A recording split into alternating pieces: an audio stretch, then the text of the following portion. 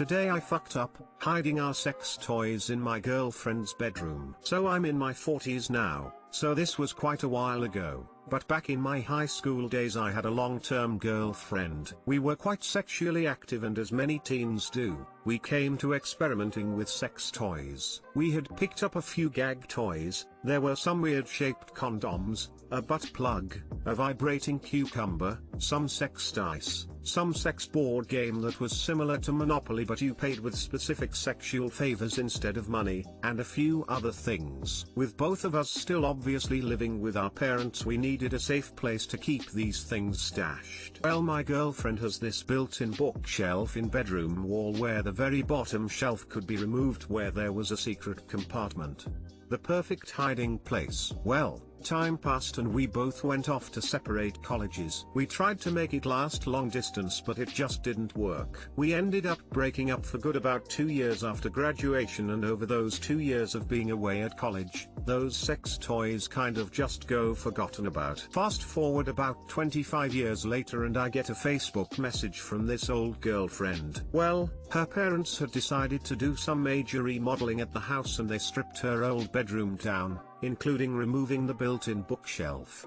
And there, still hiding after all of this time, was our stash of sex toys. To make matters ever more embarrassing, her parents thought they were hers and her now husband's and called her out on it in front of him. But of course he had no clue about them. Too long didn't read, hid our high school sex toys in girlfriend's bedroom. Her parents found them 25 years later.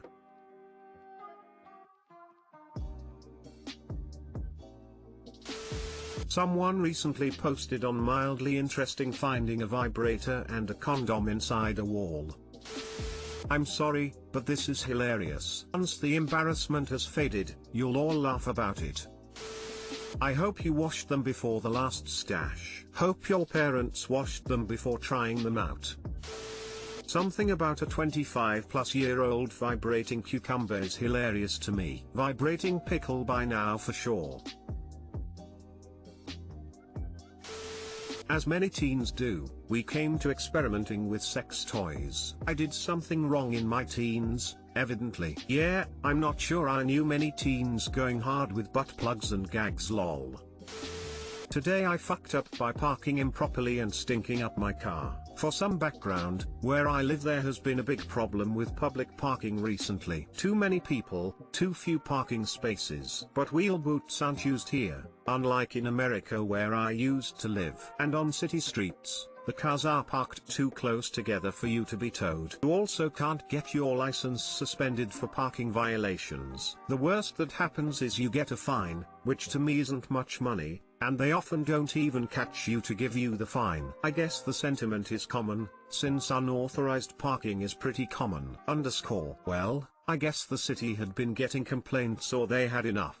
Because a while ago after I got my 5th parking ticket, I got a note on the car along with the ticket saying that traffic enforcement would apply, what literally translated to ferret scent. Mink scent/musk to my car, the next time it was parked improperly. I had no clue if I should take that literally or even if my translation was right, but I didn't think much of it. I avoided parking in unauthorized places for a while, but I did so one day a couple months later when running a bit late for work and got away with it. So I did it again the next week, and then again a couple weeks later, and that time I came back to find the familiar ticket on my windshield. No big deal, I thought, until I got inside and turned the engine on. And then this smell hit me. I've never smelled anything like it before, I still don't even know how to describe it. The closest I can think would be the smell of the zoo, but it was way stronger than that. Maybe someone who's been around ferrets can put it into words better for me. But it was awful and overwhelming, and seemed to get worse as I drove home. Since then, I've tried just about everything I can think of to remove it, and it's faded a decent amount, but there's still a faint smell. Too long didn't read, unauthorized parking one too many times, car now smells like a dirty ferret cage. Fines only punish poor people. Ferret musk punishes everybody. This reminds me of a crazy story I heard from my boss while working at a wildlife sanctuary. Apparently several years ago, there was a couple who had purchased a pet fox, but were no longer willing to care for it. Instead of going to the trouble of finding a sanctuary, such as ours, to relocate the fox to, they just dumped it on the side of the road. Thankfully they were caught, and arrested for animal neglect. When the judge asked them why they did it, they said they couldn't handle the fox's smell anymore, which is the reason 80+% of people give us when they surrender their foxes to us. So, the judge agreed to not sentence them to jail time as per the plea deal. They got 30 days of house arrest and probation, on one condition. For those 30 days, they had to keep an open bottle of fox urine, yes, you can buy it, in every room in their house. I was also surprised how common uncommon punishments are in the US. I can easily find dozens of them, and I'm sure there's thousands more that don't make the news. Apparently as long as it's a plea deal to avoid jail time, it doesn't really matter if the punishment is constitutional, since the defendant will never appeal to appeals court to make that determination, since that would just result in the usual jail sentence being imposed. I'm telling you though, I think I might prefer jail. All we are asking is what country this is, we're not trying to dox you. This sounds so fucked up, Lamau. Maybe it's Liechtenstein and he's one of their 40 citizens? All we care about up at this time is only one thing. WHICHCOUNTRY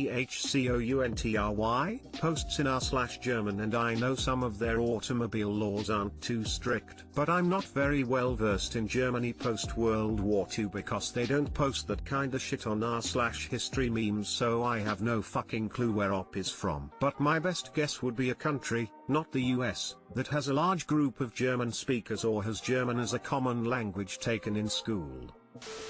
What country do you live in that stinks up your car as a punishment? This is the question we all need answered. And we will wait for that country's posting on r/revenge. Lol.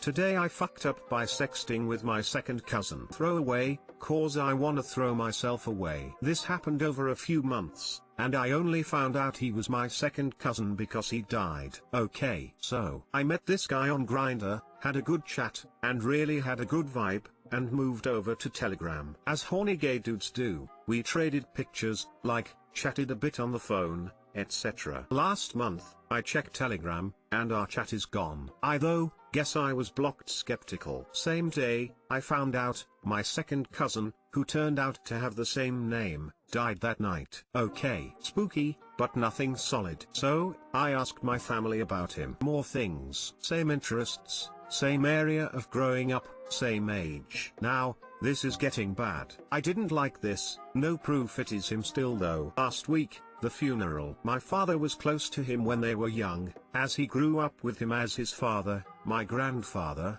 was close with him brother, but they haven't chatted for years. So, I was asked to go since he was family. It's him. Too long didn't read, sexted with a dude for a few months. Turns out he was my second cousin, found out because he died. Edit, since I saw some confusion and questions, I thought I would edit this. I found out about the death the same day he disappeared. I have no idea why I was blocked, maybe he wanted to ghost, or someone else did it. I just assumed ghosted until the funeral, when I saw it was actually him last week. Also, for those wondering, I was told it was a heart attack when he was sleeping, but I was not told any more than that.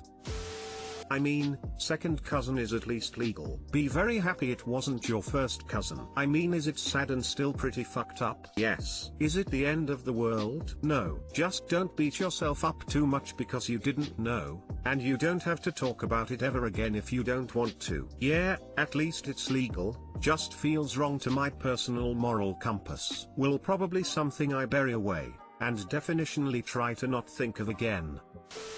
But why would the dead guy's account be deleted? He was ghosting him. Oof, bud. Yeah. Heck of a situation. Shoulda learned your lesson when you sexted with your first cousin. You made your second cousin to not feel lonely until his death.